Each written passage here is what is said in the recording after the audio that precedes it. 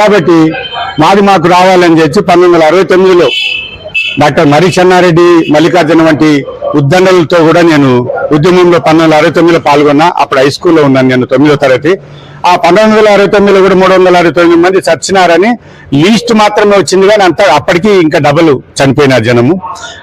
అప్పటికి చనిపోయినటువంటి జనాలు లీస్టు మరి కేసీఆర్ వచ్చి నేను అందరికి చేస్తా, అది చేస్తా, ఇది చేస్తా, ఉద్యమకారులకు సమాధి కట్టిస్తానంత మాట మాట్లాడిండు. అక్కడికి వచ్చే ఉద్యమకారుల పేరు లేకుండా, ఊసు లేకుండా చేసిండు.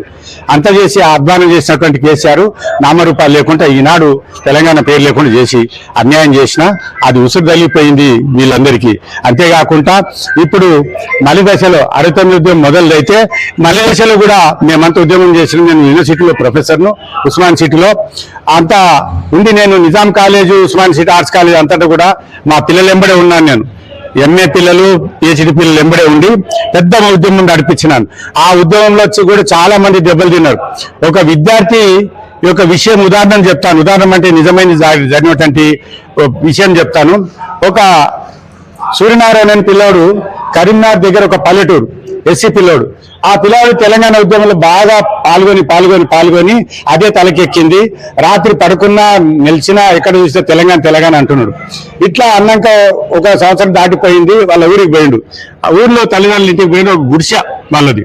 ఆ గుడిసెలో పోయి పడుకున్నారు. రాత్రి పడుకున్న తర్వాత నిద్రలో లేచి అట్లాగే నిద్రలో ఉన్నాడు, కళ్ళు తెరిచున్నాయి. నిద్రలోనే ఆ కలవడ్డట్టుగా జై తెలంగాణ అంటున్నాడు చేయెత్తి.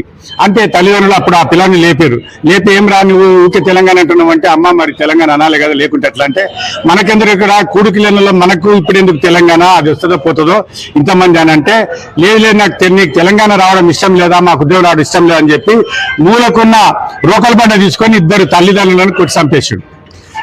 ఇద్దరిని కూడా పిల్లాడు కొట్టి చంపేసిండు. తర్వాత ఆ పిల్లాడు పిచ్చోడు అయిండు, ఉస్మాన్ సిటీ అంతా తిరిగిండు.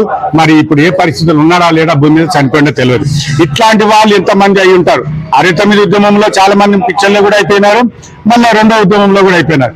ఇంతటి ఘనమైనటువంటి ఈ ఉద్యమ చరిత్రలో మరి ఈ రోజు జరుగుతున్న మీటింగ్ లో ఉద్యమ నేతలకు, ఉద్యమకారులకు ఏమి కావాలని అనుకునే మీటింగ్ రావడం చాలా విచారకరం.